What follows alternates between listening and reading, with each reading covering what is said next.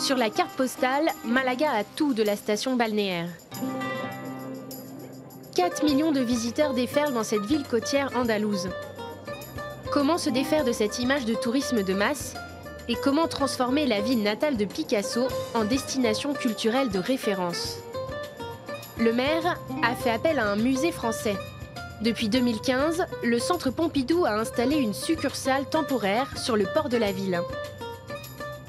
Le maire de Malaga et le président du musée parisien viennent de prolonger ce partenariat jusqu'en 2025.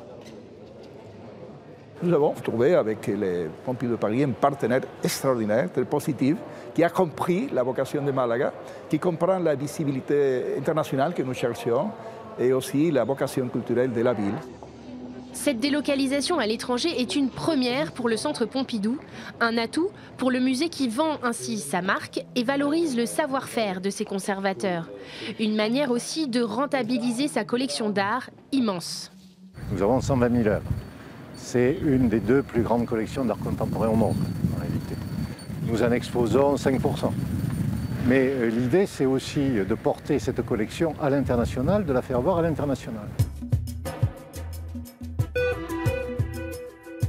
Lorsque nous sommes à Malaga, nous avons un enjeu qui est de savoir comment choisir ces œuvres pour concilier un public malaguegne et un public d'origine étrangère, un public international. Ce qu'il faut, c'est trouver un équilibre entre, je dirais, la délectation, ce qui va spontanément donner du plaisir, mais en refusant la facilité. Le musée propose une collection permanente d'une 50aine d'œuvres d'artistes comme Miro ou Delaunay. Ou encore Franck Stella qui mêle dans cette œuvre peinture et sculpture, travaillant sur l'illusion. Ou enfin François-Xavier Lalanne et son troupeau de moutons en forme de siège, représentation nostalgique d'une certaine harmonie entre nature et culture. Pour nous, c'est très intéressant de pouvoir mêler les artistes qui viennent de la collection de Paris, du Centre Pompidou Paris, et les artistes locaux d'ici d'Andalousie et de Malaga plus précisément. Cette première expérience internationale a servi de laboratoire au Centre Pompidou.